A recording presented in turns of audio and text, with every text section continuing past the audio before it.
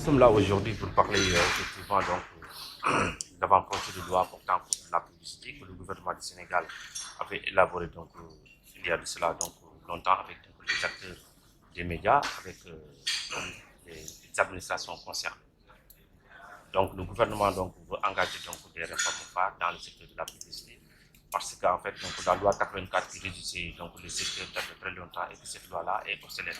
Elle ne prend pas en compte un certain nombre de dispositions, notamment le numérique, le financement du secteur de la presse à travers la publicité et que la régulation aussi posait problème. Pour ces raisons, on va aller vers la réforme pour engager effectivement des réformes phares dans le domaine de la régulation en mettant en place un organe indépendant qui sera chargé effectivement de réguler le secteur de la publicité.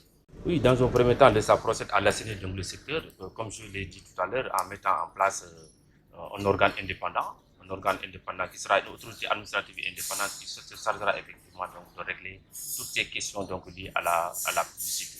N'oubliez pas que la loi 84, la procédure d'autorisation n'était pas assez claire. Mais avec la nouvelle loi, la procédure d'autorisation qui est mise en place est tout à fait claire. Donc, pour pouvoir exercer des activités de publicité, il faudra effectivement une autorisation qui sera délivrée par le ministre de la Culture et de la Communication. Aujourd'hui, je pense que ce n'est pas à appel de prendre des engagements, mais plutôt en fait des concertations pour voir comment, disons, moduler ce texte-là, comment faire pour que ce texte-là, en fait, renferme les préoccupations des médias en matière de publicité. Parce que nous avons parcouru le texte et nous nous sommes rendus compte qu'il y a des dispositions, en tout cas, qui, si elles sont adoptées comme ça, pourraient en tout cas mener directement les entreprises de presse vers l'abattoir. Alors c'est pour ça qu'on s'est dit, il faut qu'on s'assied, qu'on discute ensemble et qu'on essaie de voir comment ces dispositions-là vont être modifiées et comment également aussi tout ce qui concerne le secteur des médias dans ce texte-là, en tout cas, va être étudié et amélioré vraiment pour que, en tout cas, le secteur des médias soit propulsé davantage et que sa survie soit garantie par un bon secteur en fait de la publicité. C'est surtout ça en fait, parce que nous nous sommes rendus compte que depuis quelque temps, c'est vrai, il y a une anarchie dans ce secteur-là et donc il est important quand même d'y remédier. Maintenant, y remédier c'est bien, mais le texte qui est fait, il faut qu'il soit consensuel parce que aussi il faut comprendre que nous tous, nous, organisation des médias, nous tous nous avons plaidé pour un nouveau code de la publicité et c'est toujours dans le sillage en tout cas de la réforme du secteur des médias avec le code de la presse et ses textes d'application, mais également aussi aujourd'hui c'est en fait le texte sur la publicité.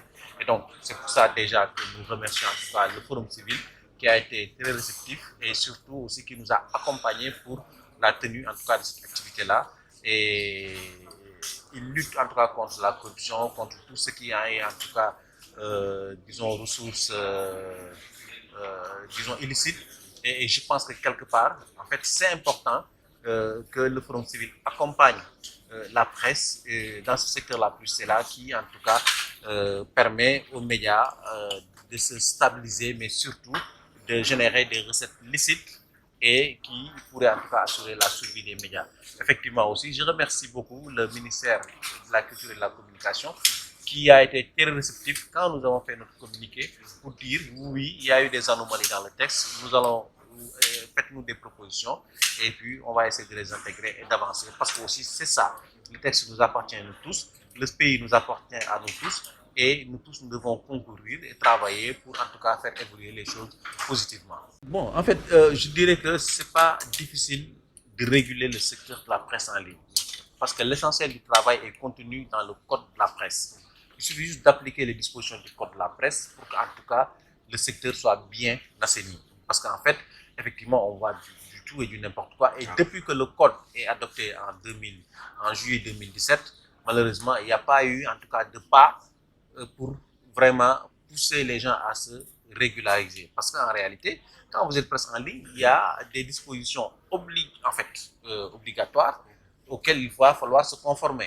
Mais malheureusement, en fait, il y a un laisser-aller et il n'y a aucune structure, aucune institution ou entité qui pousse, qui réclame à ces différentes entreprises de presse en ligne ou en tout cas sites, je dirais, en tout cas, de se conformer à la loi. Et donc, comme ils ne sont pas du tout inquiétés, comme ils ne sont pas, en tout cas, on ne leur demande pas de se conformer à la loi, eux, ils continuent d'exercer. Mais le danger réside dans l'audiovisuel numérique. J'attire encore l'attention des gens et des autorités sur ça. L'audiovisuel numérique aujourd'hui constitue le danger qui peut en tout cas enflammer ce pays. Et malheureusement, rien n'est fait. Le code de la presse a promu un nouveau texte qui, en tout cas, permet de remplacer l'organe de régulation actuel, mais rien n'est fait pour, en tout cas, réformer le CNRA. Et tant que ce n'est pas réformé, l'audiovisuel public va continuer de gangréner, je dirais pas seulement les médias, mais tout le pays. Et c'est quand même très grave et dramatique.